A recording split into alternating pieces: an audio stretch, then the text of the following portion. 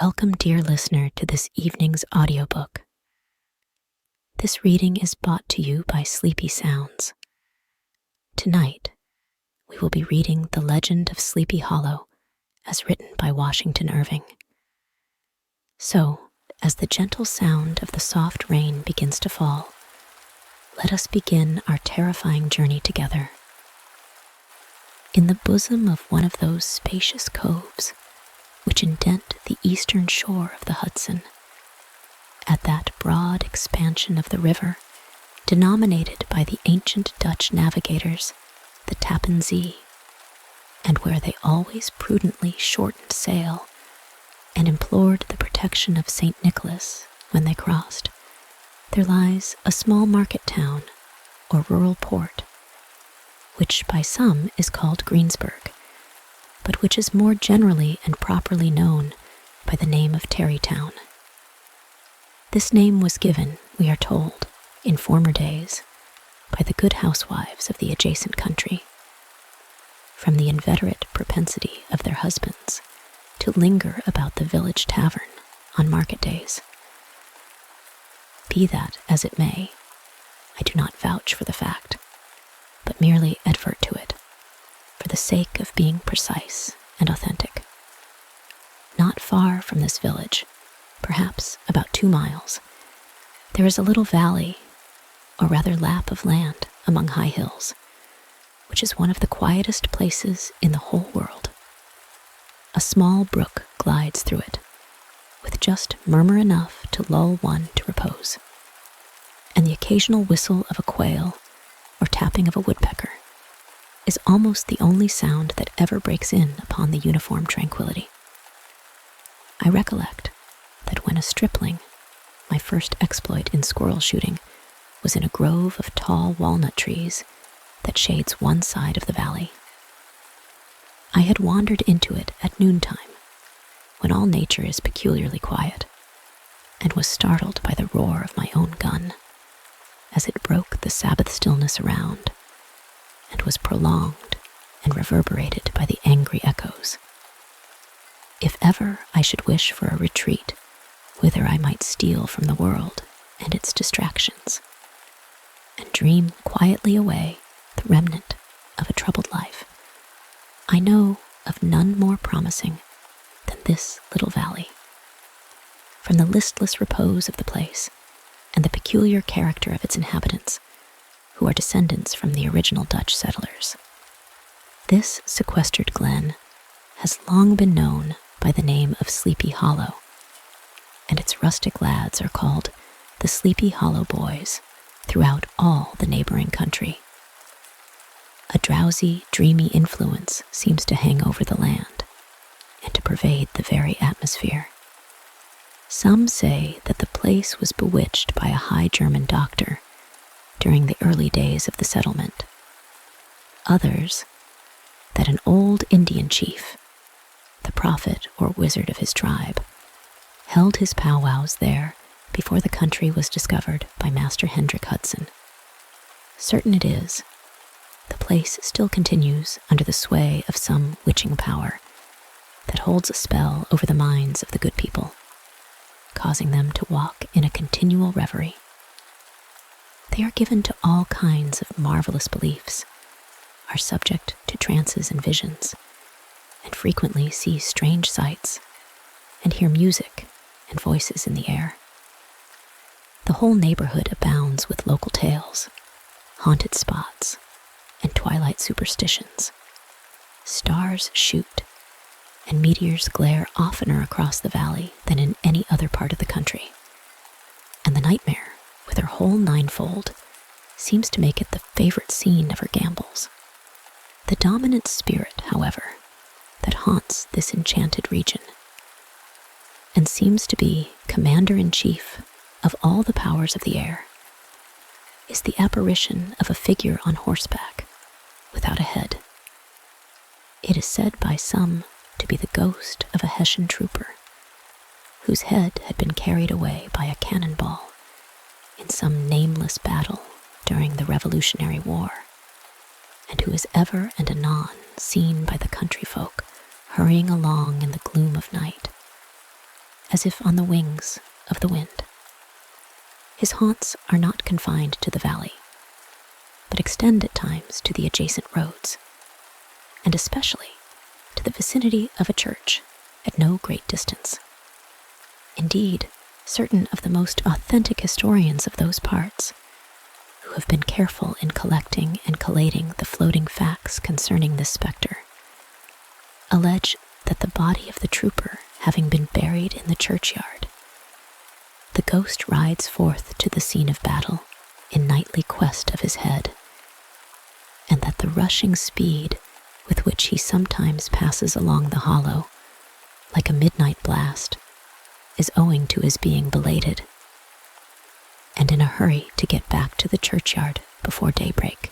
Such is the general purport of this legendary superstition, which has furnished materials for many a wild story in that region of shadows, and the spectre is known at all the country firesides by the name of the Headless Horseman of Sleepy Hollow. It is remarkable that the visionary propensity I have mentioned is not confined to the native inhabitants of the valley, but is unconsciously imbibed by everyone who resides there for a time. However wide awake they may have been before they entered that sleepy region, they are sure, in a little time, to inhale the witching influence of the air and begin to grow imaginative, to dream dreams and see apparitions. I mention this peaceful spot with all possible laud, for it is in such little retired Dutch valleys, found here and there embosomed in the great state of New York, that population, manners, and customs remain fixed, while the great torrent of migration and improvement, which is making such incessant changes in other parts of this restless country, sweeps by them unobserved. They are like those little nooks of still water which border a rapid stream, where we may see the straw and bubble riding quietly at anchor, or slowly revolving in their mimic harbor, undisturbed by the rush of the passing current. Though many years have elapsed since I trod the drowsy shades of Sleepy Hollow, yet I question whether I should not still find the same trees and the same families vegetating in its sheltered bosom. In this by-place of nature, there abode, in a remote period of American history, that is to say, some 30 years since, a worthy wight of the name of Ichabod Crane, who sojourned, or, as he expressed it, tarried in Sleepy Hollow, for the purpose of instructing the children of the vicinity. He was a native of Connecticut, a state which supplies the Union with pioneers for the mind, as well as for the forest, and sends forth yearly its legions of frontier woodmen and country schoolmasters. The cognomen of Crane was not inapplicable to his person. He was tall, but exceedingly lank, with narrow shoulders, long arms and legs, hands that dangled a mile out of his sleeves, feet that might have served for shovels, and his whole frame most loosely hung together. His head was small and flat at top, with huge ears, large green glassy eyes, and a long snipe nose, so that it looked like a weathercock perched upon his spindle neck to tell which way the wind blew. To see him striding along the profile of a hill on a windy day, with his clothes bagging and fluttering about him, one might have mistaken him for the genius of famine descending upon the earth, or some scarecrow eloped from a cornfield. His schoolhouse was a low building of one large room, rudely constructed of logs, the windows partly glazed and partly patched with leaves of old copybooks. It was most ingeniously secured at vacant hours by a withe twisted in the handle of the door and stakes set against the window shutters, so that though a thief might get in with perfect ease, he would find some embarrassment in getting out, an idea most probably borrowed by the architect Joost van Houten from the mystery of an eel pot. The schoolhouse stood in a rather lonely but pleasant situation, just at the foot of a woody hill, with a brook running close by, and a formidable birch tree growing at one end of it. From hence, the low murmur of his pupils' voices, conning over their lessons, might be heard in a drowsy summer's day, like the hum of a beehive, interrupted now and then by the authoritative voice of the master, in the tone of menace or command, or, peradventure, by the appalling sound of the birch, as he urged some tardy loiterer along the flowery path of knowledge. Truth to say, he was a conscientious man, and ever bore in mind the golden maxim, spare the rod and spoil the child. Ichabod Crane's scholars certainly were not spoiled. I would not have it imagined, however, that he was one of those cruel potentates of the school who joy in the smart of their subjects. On the contrary, he administered justice with discrimination rather than severity, taking the burden off the backs of the weak and laying it on those of the strong. Your mere puny stripling that winced at the least flourish of the rod was passed by with indulgence, but the claims of justice were satisfied by inflicting a double portion on some little tough, wrong-headed, broad-skirted Dutch urchin who sulked and swelled and grew dogged and sullen beneath the birch. All this he called doing his duty by their parents, and he never inflicted a chastisement without following it by the assurance, so consolatory to the smarting urchin, that he would remember it and thank him for it the longest day he had to live. When school hours were over, he was even the companion and playmate of the larger boys, and on holiday afternoons would convoy some of the smaller ones home, who happened to have pretty sisters or good housewives for mothers, noted for the comforts of the cupboard.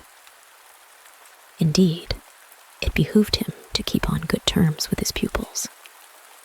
The revenue arising from his school was small, and would have been scarcely sufficient to furnish him with daily bread, for he was a huge feeder, and, though lank, had the dilating powers of an anaconda. But to help out his maintenance, he was, according to country custom in those parts, boarded and lodged at the houses of the farmers, whose children he instructed.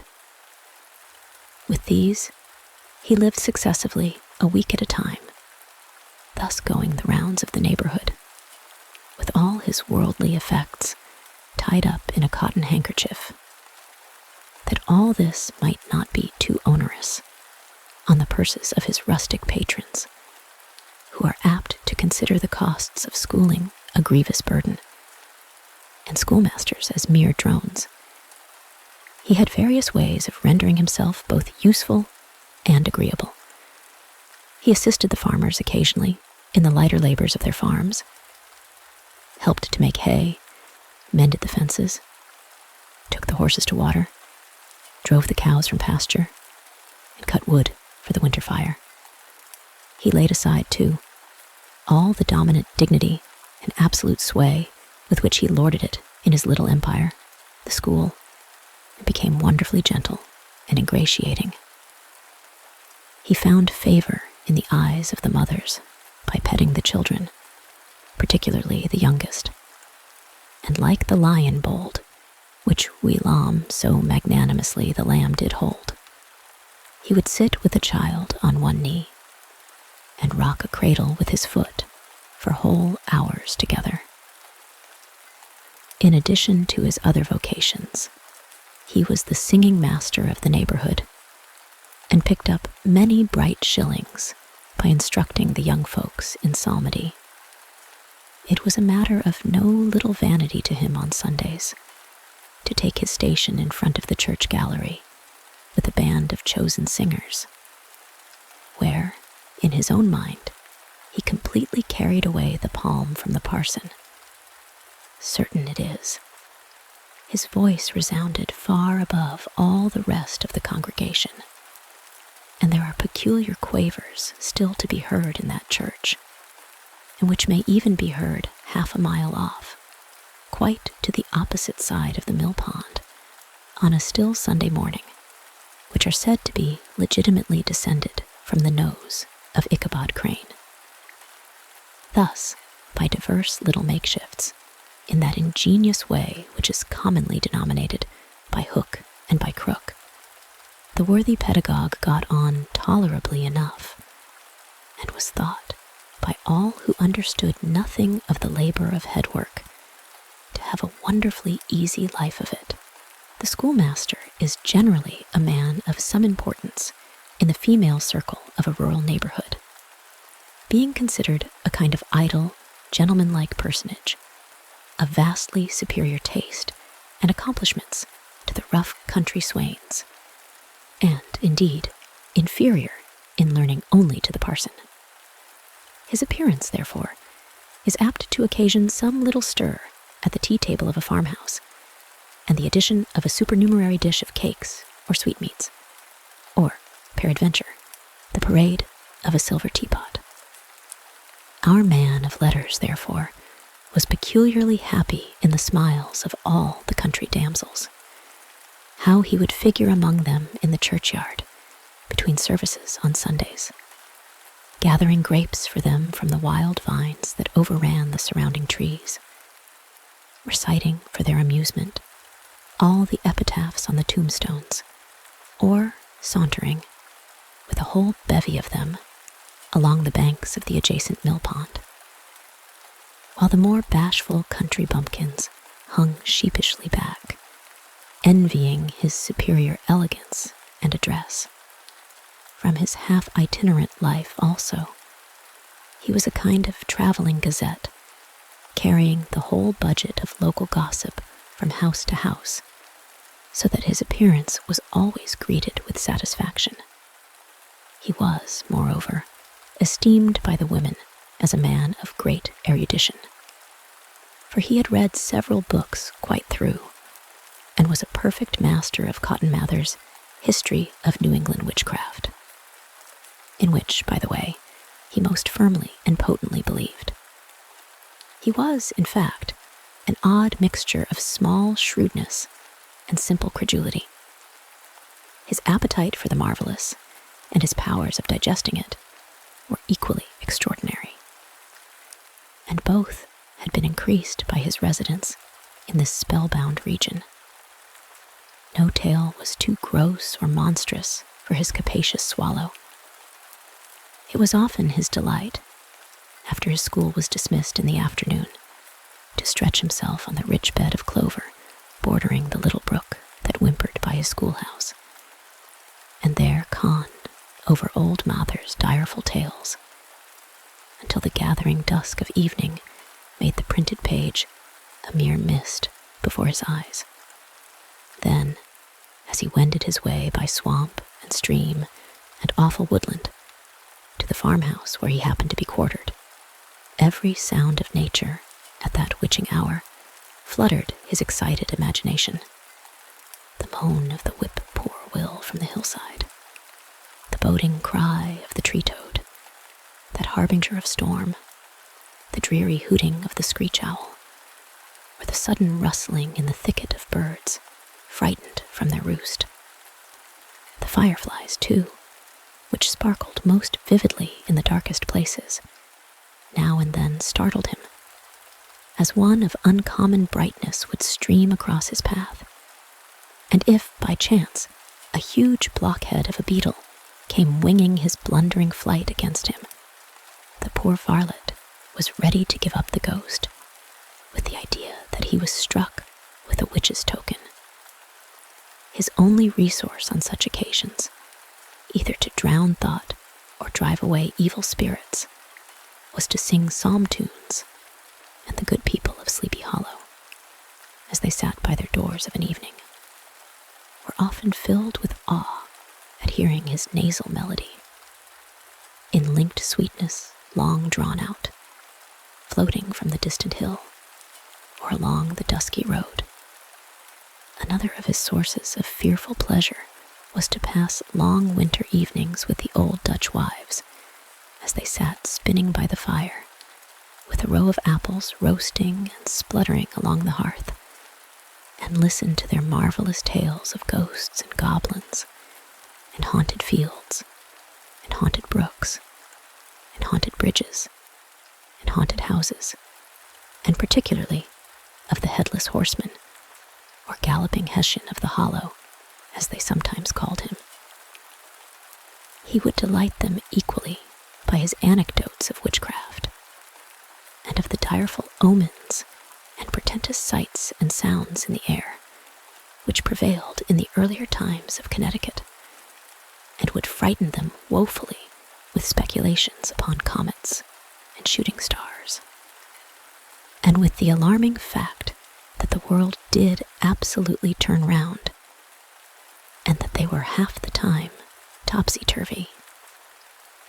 But if there was a pleasure in all this, while snugly cuddling in the chimney corner of a chamber that was all of a ruddy glow from the crackling wood fire, and where, of course, no spectre dared to show its face, it was dearly purchased by the terrors of his subsequent walk homewards. What fearful shapes and shadows beset his path, amidst the dim and ghastly glare of a snowy night.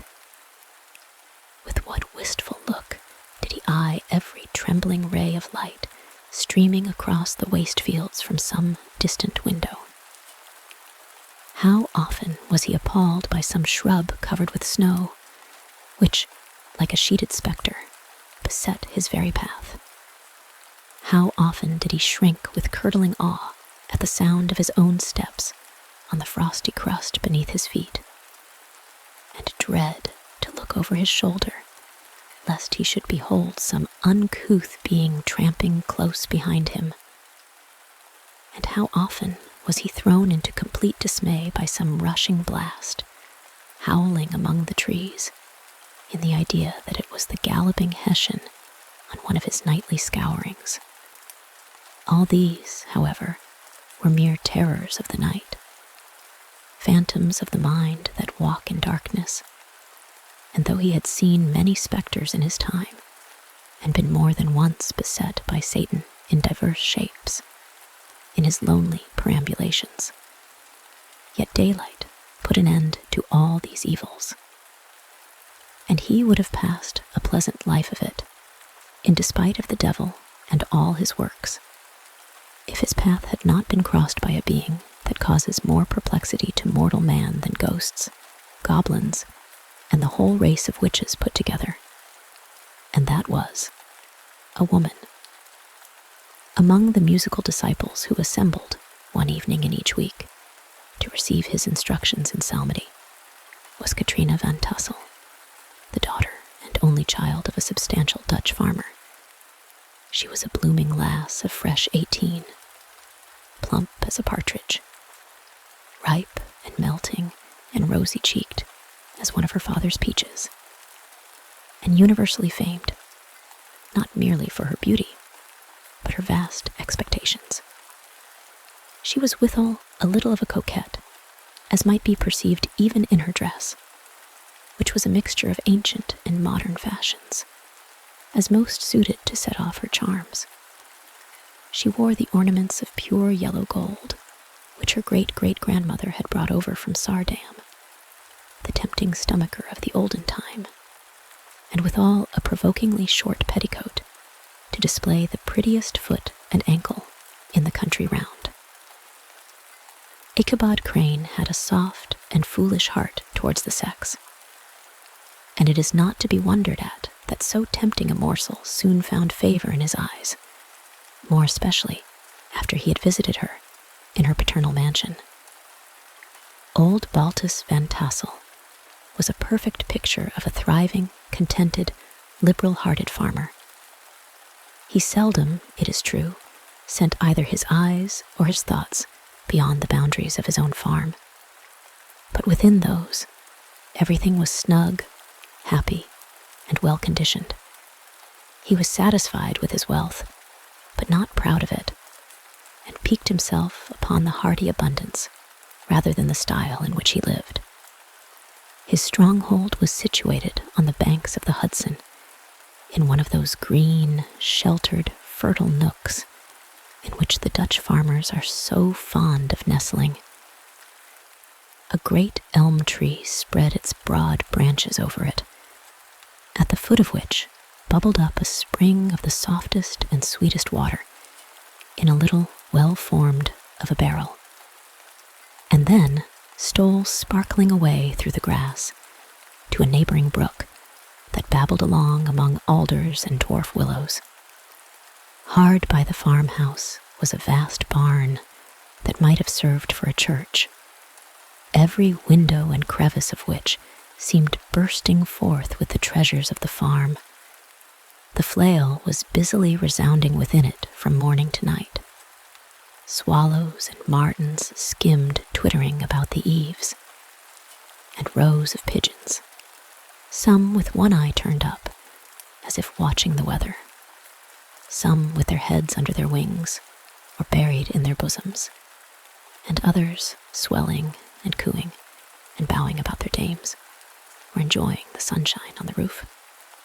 Sleek, unwieldy porkers were grunting in the repose and abundance of their pens, from whence sallied forth, now and then, troops of sucking pigs, as if to snuff the air.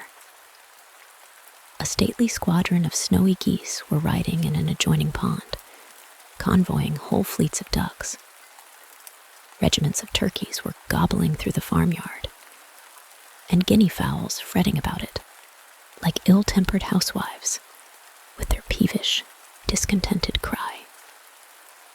Before the barn door strutted the gallant cock, that pattern of a husband, a warrior, and a fine gentleman, clapping his burnished wings and crowing in the pride and gladness of his heart, sometimes tearing up the earth with his feet, and then generously calling his ever-hungry family of wives and children to enjoy the rich morsel which he had discovered.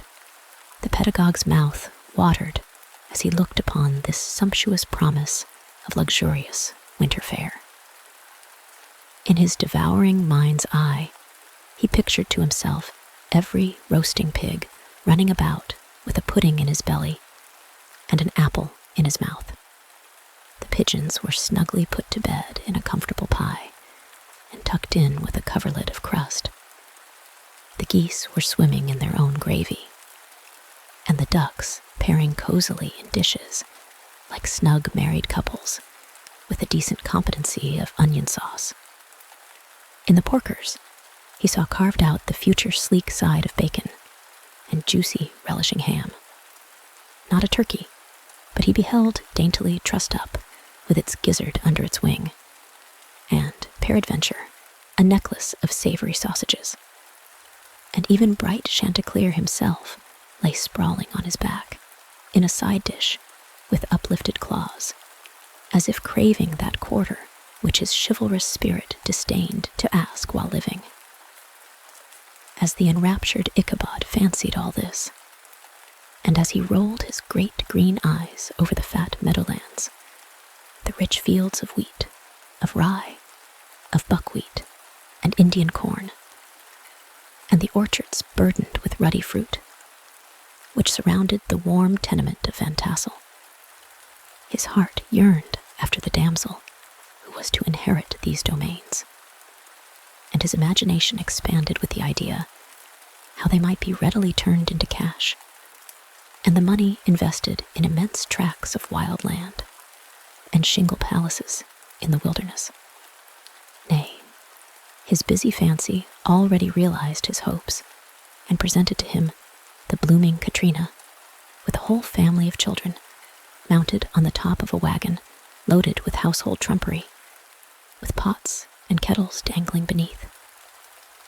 And he beheld himself bestriding a pacing mare with a colt at her heels, setting out for Kentucky, Tennessee, or the Lord knows where. when he entered the house, the conquest of his heart was complete. It was one of those spacious farmhouses, with high-ridged but lowly sloping roofs, built in the style handed down from the first Dutch settlers. The low, projecting eaves forming a piazza along the front, capable of being closed up in bad weather. Under this were hung flails, harness, various utensils of husbandry, and nets for fishing in the neighboring river. Benches were built along the sides for summer use, and a great spinning wheel at one end and a churn at the other showed the various uses to which this important porch might be devoted. From this piazza, the wondering Ichabod entered the hall, which formed the center of the mansion and the place of usual residence. Here, rows of resplendent pewter, ranged on a long dresser, dazzled his eyes. In one corner stood a huge bag of wool, ready to be spun. In another, a quantity of linsey woolsey just from the loom, ears of Indian corn, and strings of dried apples and peaches, hung in gay festoons along the walls, mingled with the god of red peppers.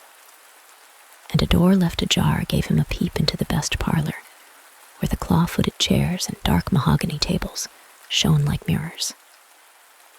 And irons, with their accompanying shovel and tongs, glistened from their covert of asparagus tops.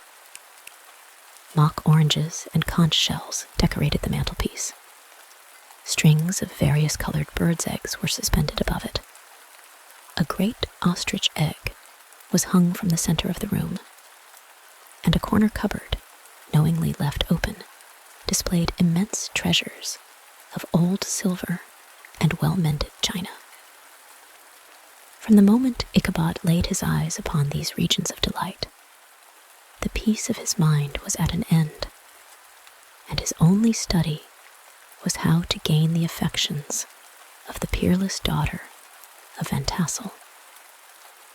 In this enterprise, however, he had more real difficulties than generally fell to the lot of a knight-errant of yore, who seldom had anything but giants, enchanters, fiery dragons, and such like easily conquered adversaries to contend with, and had to make his way merely through gates of iron and brass, and walls of adamant to the castle keep, where the lady of his heart was confined. All which he achieved as easily as a man would carve his way to the center of a Christmas pie. And then the lady gave him her hand, as a matter of course. Ichabod, on the contrary, had to win his way to the heart of a country coquette, beset with a labyrinth of whims and caprices, which were forever presenting new difficulties and impediments. And he had to encounter a host of fearful adversaries of real flesh and blood, the numerous rustic admirers who beset every portal to her heart, keeping a watchful and angry eye upon each other, but ready to fly out in the common cause against any new competitor.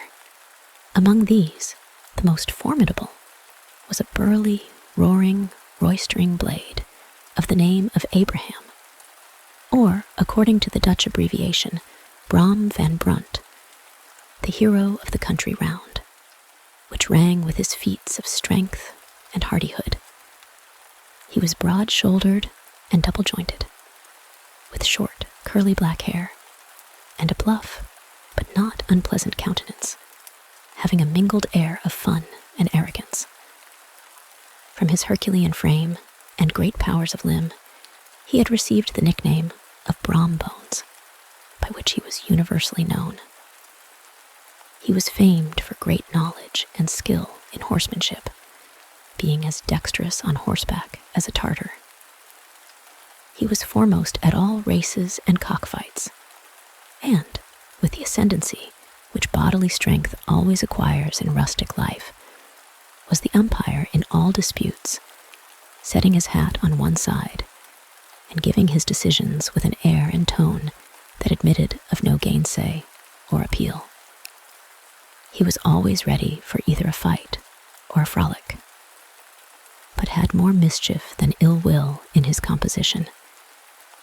And with all his overbearing roughness, there was a strong dash of waggish good humor at bottom.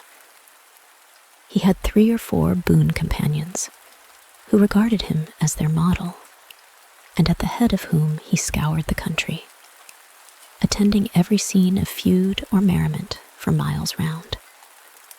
In cold weather, he was distinguished by a fur cap, surmounted with a flaunting fox's tail. And when the folks at a country gathering descried this well-known crest at a distance, whisking about among a squad of hard riders, they always stood by for a squall. Sometimes his crew would be heard dashing along past the farmhouses at midnight, with whoop and halloo, like a troop of Don Cossacks. And the old dames, startled out of their sleep, would listen for a moment till the hurry-scurry had clattered by, and then exclaim, "Aye, there goes Brom Bones and his gang." The neighbors looked upon him with a mixture of awe, admiration, and goodwill, and when any madcap prank or rustic brawl occurred in the vicinity, always shook their heads and warranted Brom Bones was at the bottom of it. This rantipole hero had for some time singled out the blooming Katrina for the object of his uncouth gallantries, and though his amorous toyings were something like the gentle caresses and endearments of a bear, yet it was whispered that she did not altogether discourage his hopes. Certain it is, his advances were signals for rival candidates to retire, who felt no inclination to cross a lion in his amours, insomuch that when his horse was seen tied to Van Tassel's paling on a Sunday night, a sure sign that his master was courting, or, as it is termed, sparking within, all other suitors passed by in despair and carried the war into other quarters. Such was the formidable rival with whom Ichabod Crane had to contend, and, considering all things, a stouter man than he would have shrunk from the competition, and a wiser man would have despaired. He had, however, a happy mixture of pliability and perseverance in his nature. He was in form and spirit like a supplejack, yielding but tough. Though he bent, he never broke, and though he bowed beneath the slightest pressure, yet the moment it was away, jerk, he was as erect, and carried his head as high as ever. To have taken the field openly against his rival would have been madness, for he was not a man to be thwarted in his amours, any more than that stormy lover, Achilles.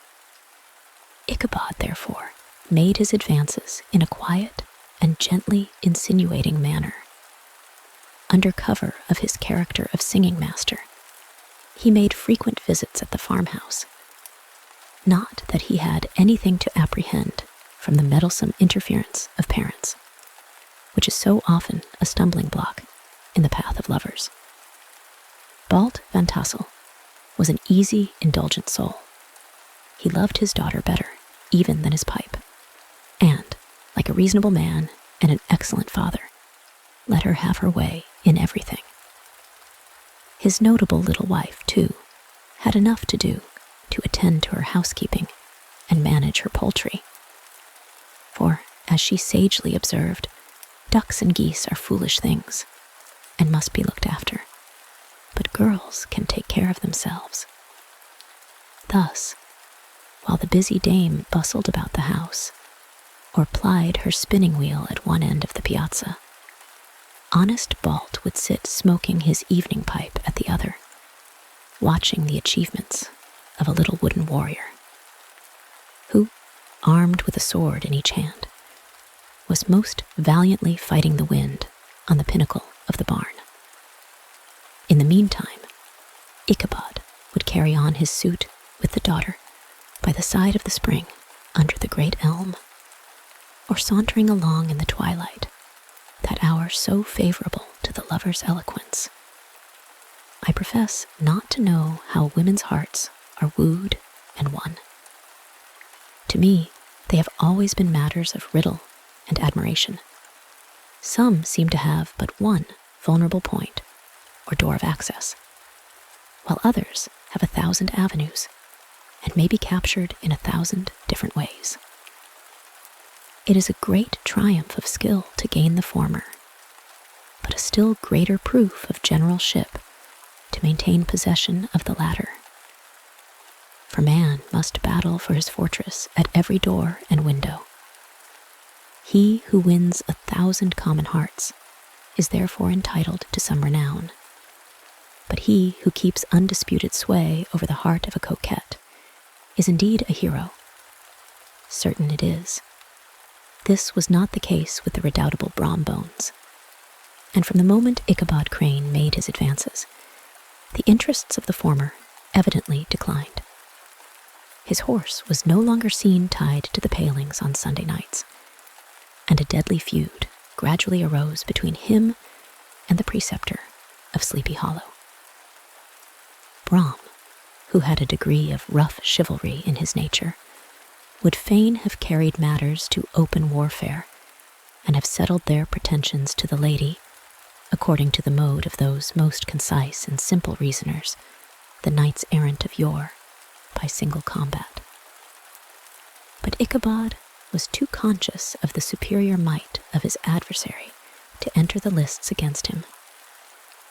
He had overheard a boast of Bones that he would double the schoolmaster up and lay him on a shelf of his own schoolhouse, and he was too wary to give him an opportunity. There was something extremely provoking in this obstinately pacific system.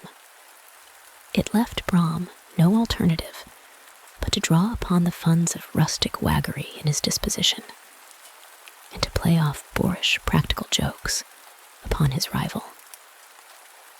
Ichabod became the object of whimsical persecution to Bones and his gang of rough riders. They harried his hitherto peaceful domains, smoked out his singing school by stopping up the chimney, broke into the schoolhouse at night, in spite of its formidable fastenings of withe and window stakes, and turned everything topsy-turvy, so that the poor schoolmaster began to think all the witches in the country held their meetings there.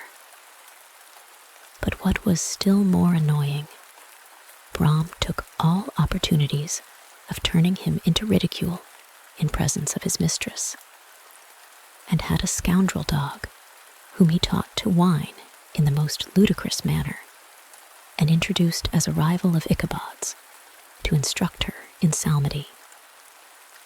In this way, matters went on for some time, without producing any material effect on the relative situations of the contending powers. On a fine autumnal afternoon, Ichabod, in pensive mood, sat enthroned on the lofty stool from whence he usually watched all the concerns of his little literary realm. In his hand he swayed a ferule, that scepter of despotic power. The birch of justice reposed on 3 nails behind the throne, a constant terror to evildoers, while on the desk before him might be seen sundry contraband articles and prohibited weapons, detected upon the persons of idle urchins, such as half-munched apples, pop guns, whirligigs, fly cages, and whole legions of rampant little paper gamecocks.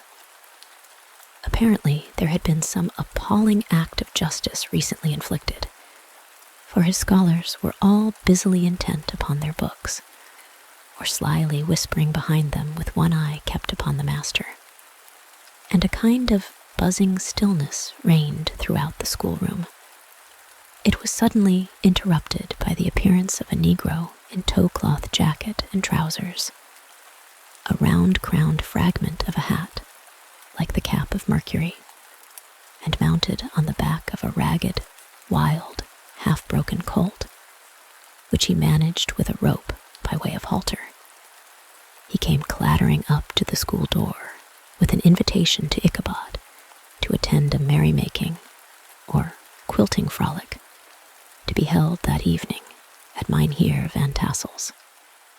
And having delivered his message with that air of importance and effort at fine language, which a Negro is apt to display on petty embassies of the kind, he dashed over the brook and was seen scampering away up the hollow, full of the importance and hurry of his mission. All was now bustle and hubbub in the late quiet schoolroom. The scholars were hurried through their lessons without stopping at trifles. Those who were nimble skipped over half with impunity, and those who were tardy had a smart application now and then in the rear to quicken their speed or help them over a tall word. Books were flung aside without being put away on the shelves. Inkstands were overturned, benches thrown down, and the whole school was turned loose an hour before the usual time, bursting forth like a legion of young imps, yelping and racketing about the green in joy at their early emancipation. The gallant Ichabod now spent at least an extra half-hour at his toilet, brushing and furbishing up his best, and indeed only suit of rusty black, and arranging his locks by a bit of broken looking-glass that hung up in the schoolhouse, that he might make his appearance before his mistress in the true style of a cavalier. He borrowed a horse from the farmer with whom he was domiciliated, a choleric old Dutchman of the name of Hans van Ripper, and, thus gallantly mounted, issued forth like a knight-errant in quest of adventures. But it is meet I should, in the true spirit of romantic story, give some account of the looks and equipments of my hero and his steed. The animal he bestrode was a broken-down plough horse that had outlived almost everything but its viciousness. He was gaunt and shagged, with a ewe-neck and a head like a hammer. His rusty mane and tail were tangled and knotted with burrs. One eye had lost its pupil and was glaring and spectral, but the other had the gleam of a genuine devil in it. Still, he must have had fire and metal in his day, if we may judge from the name he bore of gunpowder. He had, in fact, been a favorite steed of his master's, the choleric Van Ripper, who was a furious rider, and had infused, very probably, some of his own spirit into the animal. For, old and broken down as he looked, there was more of the lurking devil in him than in any young filly in the country. Ichabod was a suitable figure for such a steed. He rode with short stirrups, which brought his knees nearly up to the pommel of the saddle. His sharp elbows stuck out like grasshoppers. He carried his whip perpendicularly in his hand, like a scepter, and as his horse jogged on, the motion of his arms was not unlike the flapping of a pair of wings. A small wool hat rested on the top of his nose, for so his scanty strip of forehead might be called, and the skirts of his black coat fluttered out almost to the horse's tail. Such was the appearance of Ichabod and his steed as they shambled out of the gate of Hans van Ripper. And it was altogether such an apparition as is seldom to be met with in broad daylight. It was, as I have said, a fine autumnal day. The sky was clear and serene, and nature wore that rich and golden livery which we always associate with the idea of abundance. The forests had put on their sober brown and yellow, while some trees of the tenderer kind had been nipped by the frosts into brilliant dyes of orange, purple, and scarlet. Streaming files of wild ducks began to make their appearance high in the air. The bark of the squirrel might be heard from the groves of beech and hickory nuts, and the pensive whistle of the quail at intervals from the neighboring stubble field. The small birds were taking their farewell banquets. In the fullness of their revelry, they fluttered, chirping and frolicking from bush to bush and tree to tree, capricious from the very profusion and variety around them. There was the honest cock-robin, the favorite game of stripling sportsmen, with its loud, querulous note, and the twittering blackbirds flying in sable clouds, and the golden-winged woodpecker with his crimson crest, his broad black gorget and splendid plumage, and the cedar bird with its red-tipped wings and yellow-tipped tail, and its little Montero cap of feathers, and the blue jay, that noisy coxcomb, in his gay light blue coat and white underclothes, screaming and chattering, nodding and bobbing and bowing, and pretending to be on good terms with every songster of the grove. As Ichabod jogged slowly on his way, his eye, ever open to every symptom of culinary abundance, ranged with delight over the treasures of jolly autumn. On all sides, he beheld vast store of apples, some hanging in oppressive opulence on the trees, some gathered into baskets and barrels for the market, others heaped up in rich piles for the cider press. Farther on, he beheld great fields of Indian corn, with its golden ears peeping from their leafy coverts, and holding out the promise of cakes and hasty pudding, and the yellow pumpkins lying beneath them, turning up their fair round bellies to the sun, and giving ample prospects of the most luxurious of pies. And anon, he passed the fragrant buckwheat fields, breathing the odor of the beehive. And as he beheld them, soft anticipations stole over his mind of dainty slapjacks, well buttered and garnished with honey or treacle by the delicate little dimpled hand of Katrina Van Tassel. Thus, feeding his mind with many sweet thoughts and sugared suppositions, he journeyed along the sides of a range of hills which look out upon some of the goodliest scenes of the mighty Hudson. The sun gradually wheeled his broad disk down in the west. The wide bosom of the Tappan Zee lay motionless and glassy, excepting that here and there a gentle undulation waved and prolonged the blue shadow of the distant mountain. A few amber clouds floated in the sky, without a breath of air to move them. The horizon was of a fine golden tint, changing gradually into a pure apple green, and from that into the deep blue of the mid-heaven. A slanting ray lingered on the woody crests of the precipices that overhung some parts of the river, giving greater depth to the dark gray and purple of their rocky sides. A sloop was loitering in the distance, dropping slowly down with the tide, her sail hanging uselessly against the mast. And as the reflection of the sky gleamed along the still water, it seemed as if the vessel was suspended in the air. It was toward evening that Ichabod arrived at the castle of the heir Van Tassel, which he found thronged with the pride and flower of the adjacent country. Old farmers, a spare leathern-faced race, in homespun coats and breeches, blue stockings, huge shoes, and magnificent pewter buckles.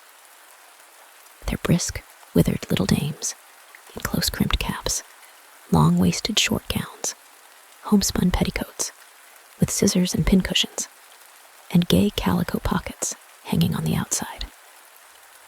Buxom lasses, almost as antiquated as their mothers, excepting where a straw hat, a fine ribbon, or perhaps a white frock, gave symptoms of city innovation. The sons, in short, square-skirted coats, with rows of stupendous brass buttons, and their hair generally queued in the fashion of the times, especially if they could procure an eel skin for the purpose, it being esteemed throughout the country as a potent nourisher and strengthener of the hair. Brom Bones, however, was the hero of the scene. having come to the gathering on his favorite steed, Daredevil, a creature like himself, full of mettle and mischief, and which no one but himself could manage. He was, in fact, noted for preferring vicious animals, given to all kinds of tricks which kept the rider in constant risk of his neck, for he held a tractable, well-broken horse as unworthy of a lad of spirit. Fain would I pause to dwell upon the world of charms that burst upon the enraptured gaze of my hero as he entered the state parlor of Van Tassel's mansion. Not those of the bevy of buxom lasses, with their luxurious display of red and white, but the ample charms of a genuine Dutch country tea table in the sumptuous time of autumn. Such heaped up platters of cakes of various and almost indescribable kinds, known only to experienced Dutch housewives. There was the doughty donut, the tender olie-kek, and the crisp and crumbling cruller, sweet cakes and short cakes, ginger cakes and honey cakes, and the whole family of cakes. And then there were apple pies, and peach pies, and pumpkin pies, besides slices of ham and smoked beef, and moreover, delectable dishes of preserved plums, and peaches, and pears, and quinces. Not to mention broiled shad and roasted chickens, together with bowls of milk and cream, all mingled higgledy-piggledy, pretty much as I have enumerated them, with the motherly teapot sending up its clouds of vapor from the midst. Heaven bless the mark.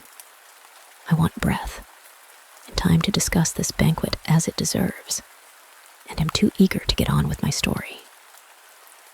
Happily, Ichabod Crane was not in so great a hurry as his historian, but did ample justice to every dainty. He was a kind and thankful creature, whose heart dilated in proportion as his skin was filled with good cheer, and whose spirits rose with eating, as some men's do with drink.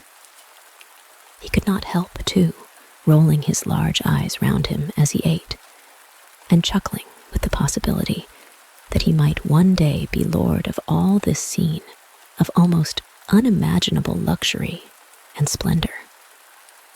Then, he thought, how soon he'd turn his back upon the old schoolhouse, snap his fingers in the face of Hans van Ripper and every other niggardly patron, and kick any itinerant pedagogue out of doors that should dare to call him comrade.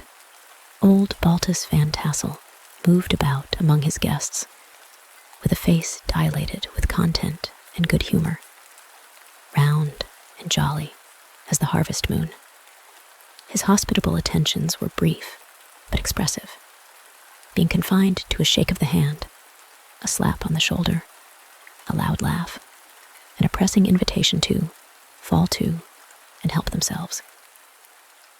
And now, the sound of the music from the common room, or hall, summoned to the dance. The musician was an old gray-headed Negro, who had been the itinerant orchestra of the neighborhood for more than half a century. His instrument was as old and battered as himself. The greater part of the time he scraped on 2 or 3 strings, accompanying every movement of the bow with a motion of the head, bowing almost to the ground, and stamping with his foot whenever a fresh couple were to start. Ichabod prided himself upon his dancing as much as upon his vocal powers. Not a limb, not a fiber about him was idle, and to have seen his loosely hung frame in full motion and clattering about the room, you would have thought St. Vitus himself, that blessed patron of the dance, was figuring before you in person. He was the admiration of all the Negroes, who, having gathered of all ages and sizes from the farm and the neighborhood, stood forming a pyramid of shining black faces at every door and window, gazing with delight at the scene, rolling their white eyeballs, and showing grinning rows of ivory from ear to ear. how could the flogger of urchins be otherwise than animated and joyous? The lady of his heart was his partner in the dance, and smiling graciously in reply to all his amorous oglings, while Brom Bones, sorely smitten with love and jealousy, sat brooding by himself in one corner.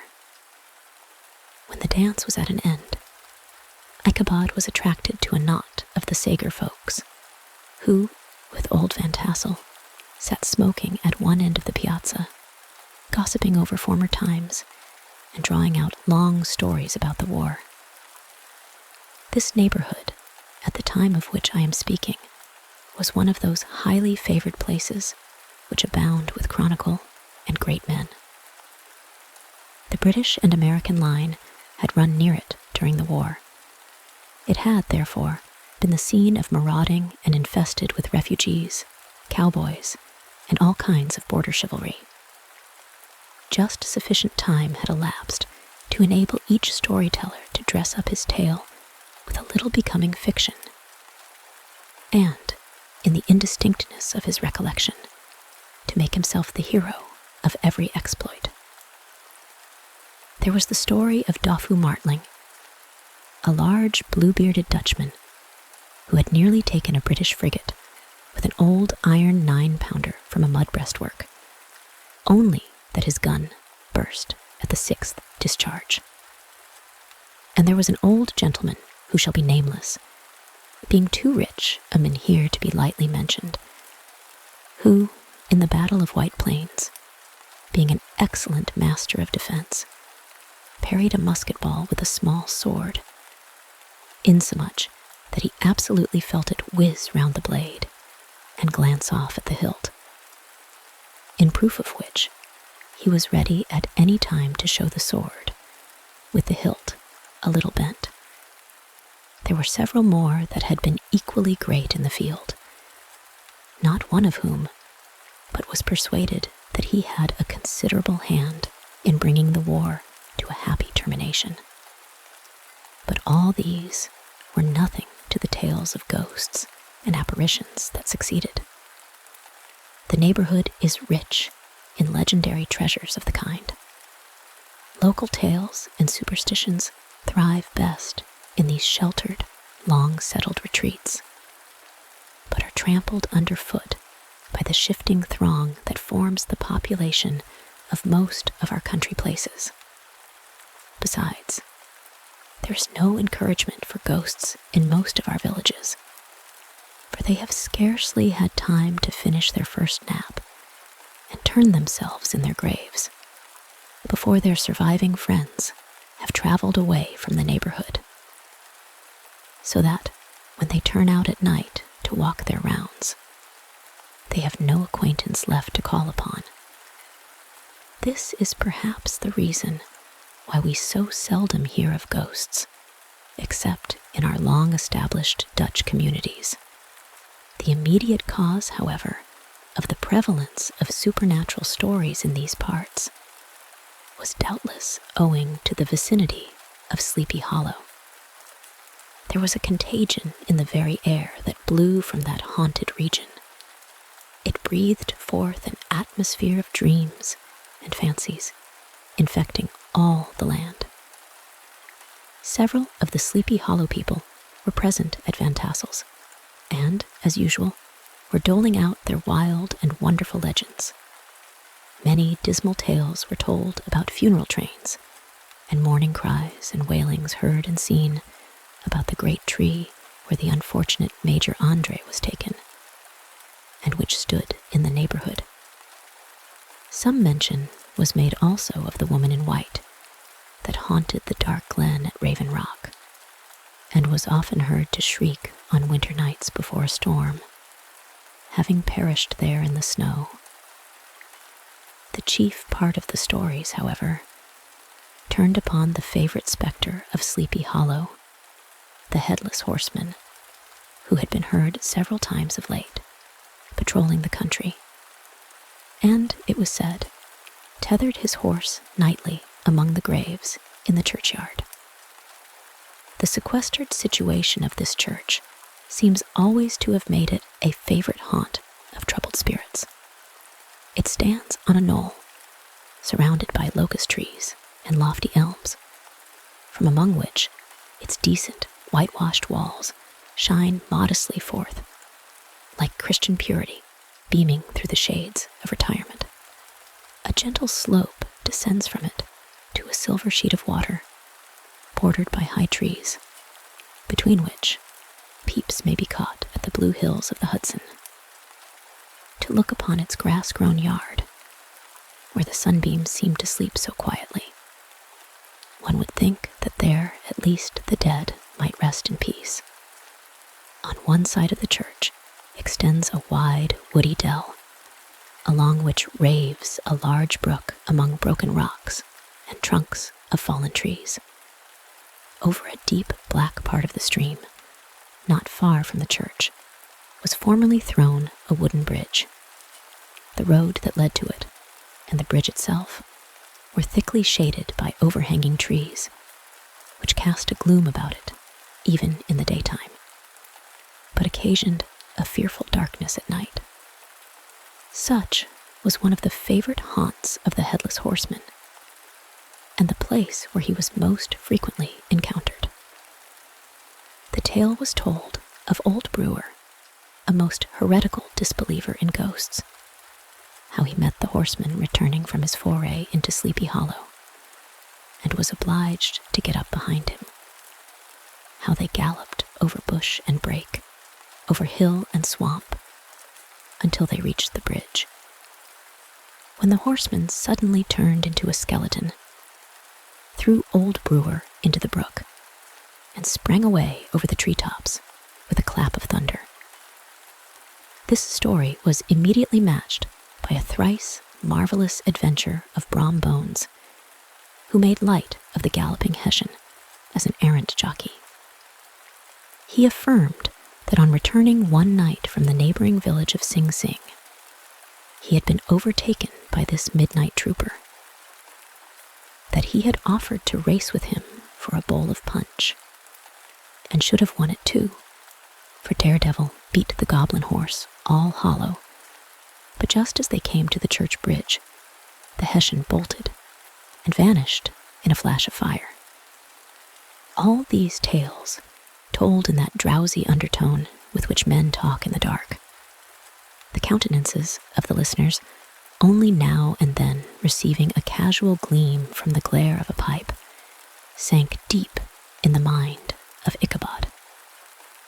He repaid them in kind, with large extracts from his invaluable author, Cotton Mather, and added many marvelous events that had taken place in his native state of Connecticut, and fearful sights which he had seen in his nightly walks about Sleepy Hollow.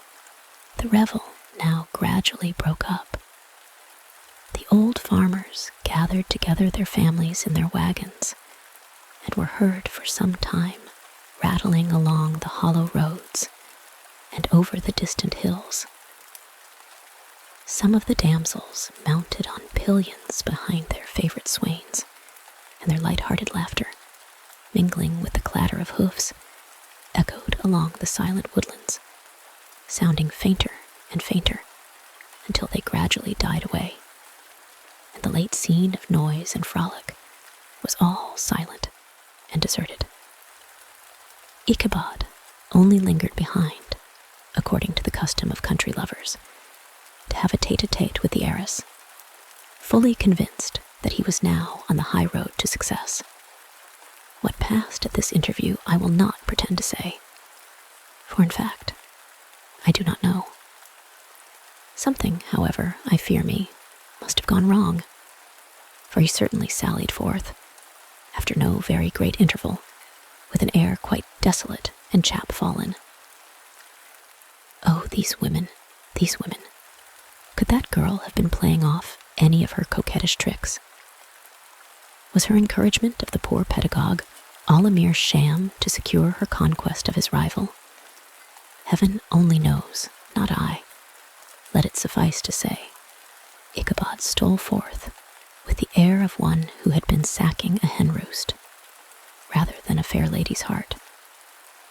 Without looking to the right or left to notice the scene of rural wealth, on which he had so often gloated, he went straight to the stable, and with several hearty cuffs and kicks, roused his steed most uncourteously from the comfortable quarters in which he was soundly sleeping, dreaming of mountains of corn and oats, and whole valleys of timothy and clover. It was the very witching time of night that Ichabod, heavy-hearted and crestfallen, pursued his travels homewards, along the sides of the lofty hills which rise above Tarrytown, and which he had traversed so cheerily in the afternoon. The hour was as dismal as himself. Far below him, the Tappan Zee spread its dusky and indistinct waste of waters, with here and there the tall mast of a sloop, riding quietly at anchor under the land. In the dead hush of midnight, he could even hear the barking of the watchdog from the opposite shore of the Hudson, but it was so vague and faint as only to give an idea of his distance from this faithful companion of man.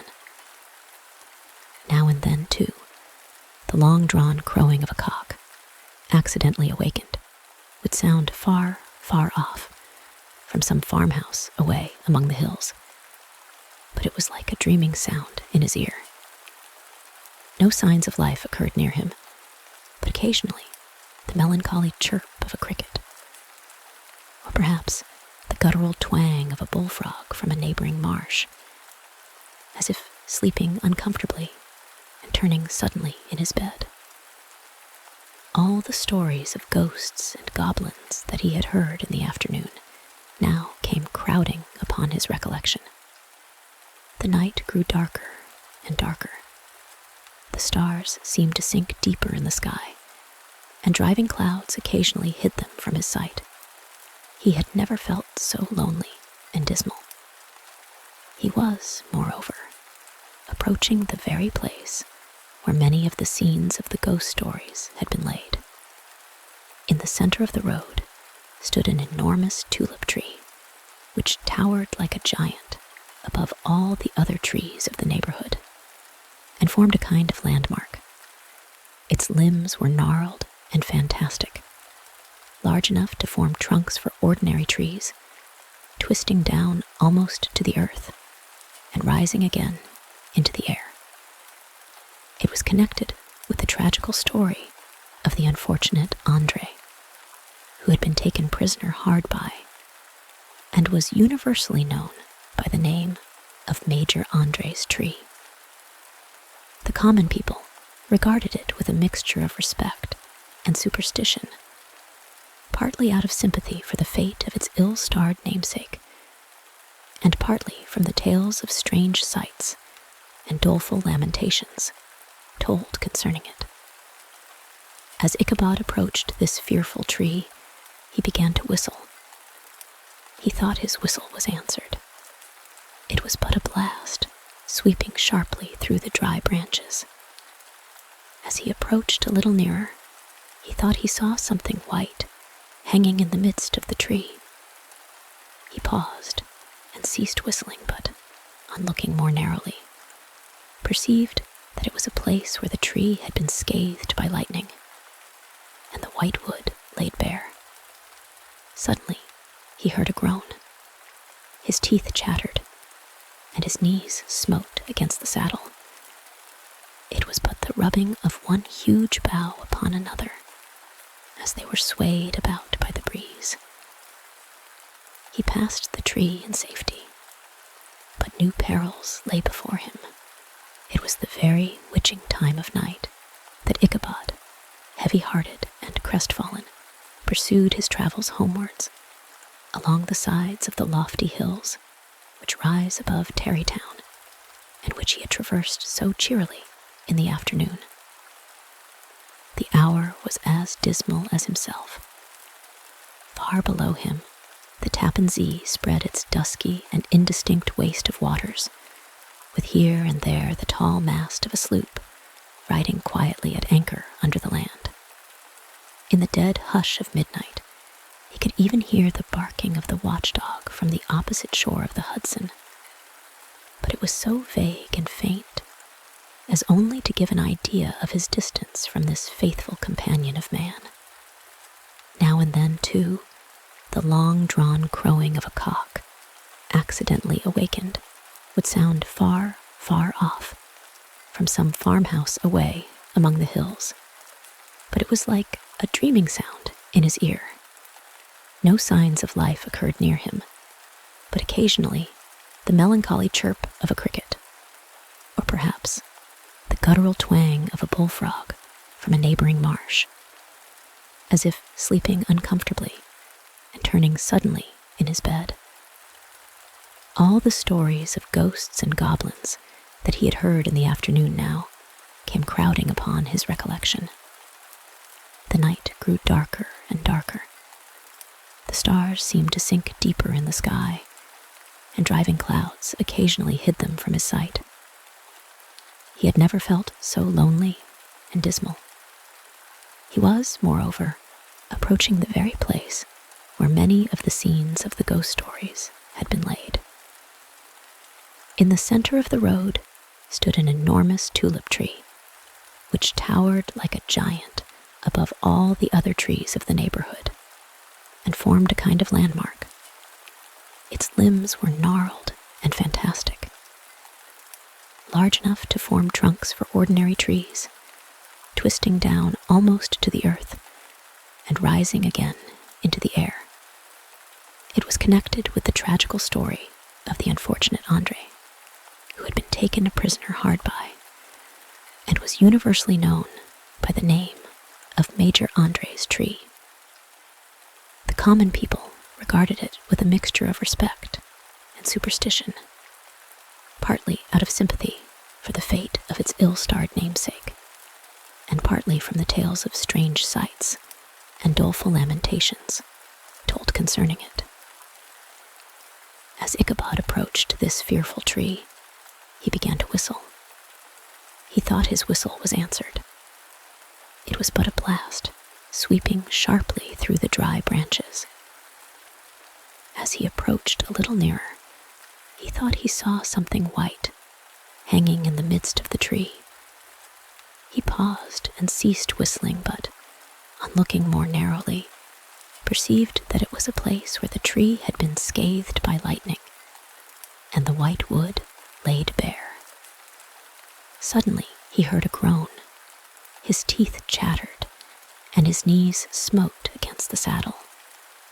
It was but the rubbing of one huge bough upon another, as they were swayed about by the breeze. He passed the tree in safety, but new perils lay before him. They had now reached the road which turns off to Sleepy Hollow, but Gunpowder, who seemed possessed with a demon instead of keeping up it, made an opposite turn and plunged headlong downhill to the left. This road leads through a sandy hollow shaded by trees for about a quarter of a mile, where it crosses the bridge famous in goblin story. And just beyond swells the green knoll on which stands the whitewashed church. As yet, the panic of the steed had given his unskillful rider an apparent advantage in the chase. But just as he had got halfway through the hollow, the girths of the saddle gave way, and he felt it slipping from under him. He seized it by the pommel and endeavored to hold it firm, but in vain, and had just time to save himself by clasping old Gunpowder round the neck, when the saddle fell to the earth, and he heard it trampled underfoot by his pursuer. For a moment, the terror of Hans Van Ripper's wrath passed across his mind, for it was his Sunday saddle. But this was no time for petty fears. The goblin was hard on his haunches, and, unskillful rider that he was, he had much ado to maintain his seat, sometimes slipping on one side, sometimes on another, and sometimes jolted on the high ridge of his horse's backbone with a violence that he verily feared would cleave him asunder. An opening in the trees now cheered him with the hopes that the church bridge was at hand. The wavering reflection of a silver star in the bosom of the brook told him that he was not mistaken. He saw the walls of the church dimly glaring under the trees beyond. He recollected the place where Brom Bones's ghostly competitor had disappeared. If I can but reach that bridge, thought Ichabod, I am safe. Just then, he heard the black steed panting and blowing close behind him. He even fancied that he felt his hot breath. Another convulsive kick in the ribs, and old Gunpowder sprang upon the bridge. He thundered over the resounding planks. He gained the opposite side, and now Ichabod cast a look behind to see if his pursuer should vanish, according to rule, in a flash of fire and brimstone. Just then, he saw the goblin rising in his stirrups, and in the very act of hurling his head at him. Ichabod endeavored to dodge the horrible missile, but too late. It encountered his cranium with a tremendous crash. He was tumbled headlong into the dust, and Gunpowder, the black steed, and the goblin rider passed by like a whirlwind. The next morning, the old horse was found without his saddle and with the bridle under his feet, soberly cropping the grass at his master's gate. Ichabod did not make his appearance at breakfast. Dinner hour came, but no Ichabod. The boys assembled at the schoolhouse and strolled idly about the banks of the brook, but no schoolmaster. Hans Van Ripper now began to feel some uneasiness about the fate of poor Ichabod and his saddle. An inquiry was set on foot, and after diligent investigation, they came upon his traces.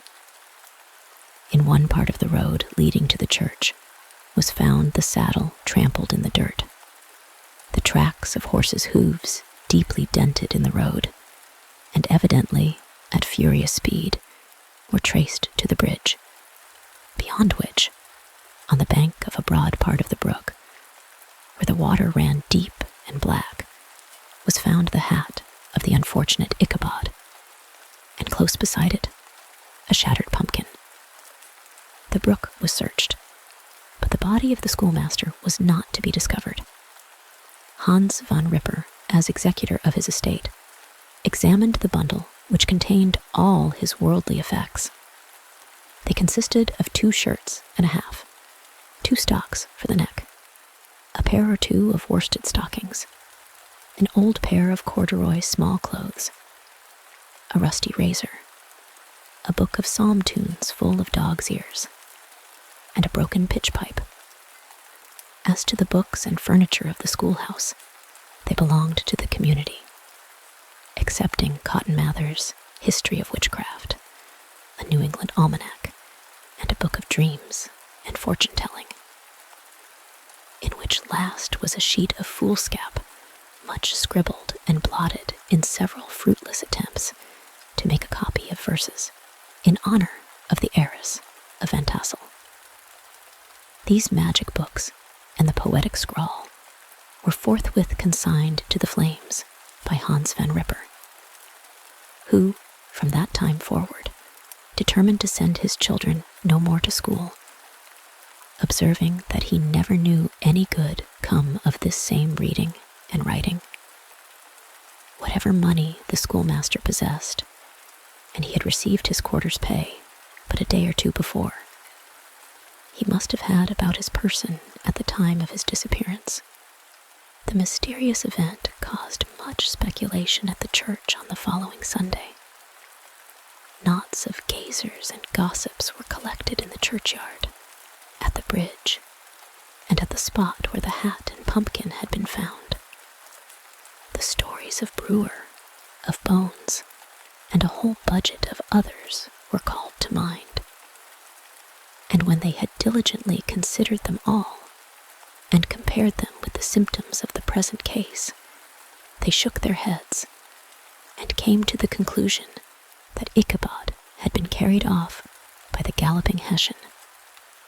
As he was a bachelor, and in nobody's debt. Nobody troubled his head any more about him. The school was removed to a different quarter of the hollow, and another pedagogue reigned in his stead.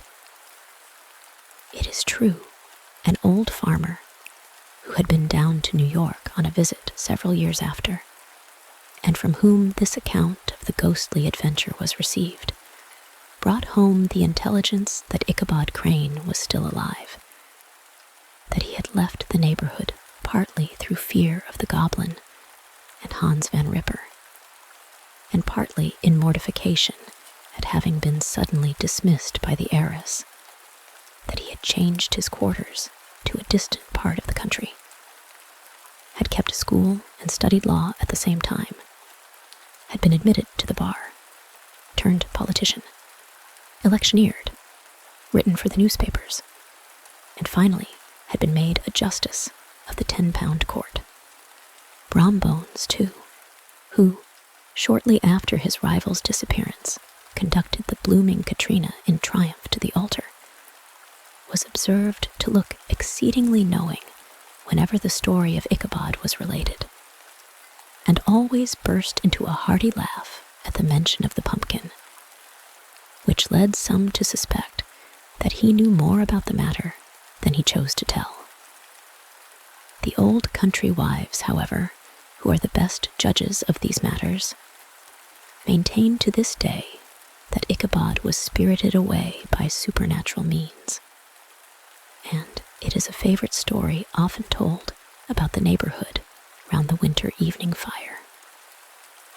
The bridge became more than ever an object of superstitious awe, and that may be the reason why the road has been altered of late years, so as to approach the church by the border of the mill pond. The schoolhouse, being deserted, soon fell to decay, and was reported to be haunted by the ghost of the unfortunate pedagogue and the ploughboy, loitering homeward of a still summer evening, has often fancied his voice at a distance, chanting a melancholy psalm tune among the tranquil solitudes of Sleepy Hollow, the end. And that concludes this evening's story. Thank you for taking the time to listen along with me this evening. I hope this has helped to relax you and that you have enjoyed the story. If there are any stories you would like to hear in the future, please leave a comment in the section below. And please consider subscribing so that you won't miss out on all the stories coming to the channel very soon. And until next time, goodbye for now.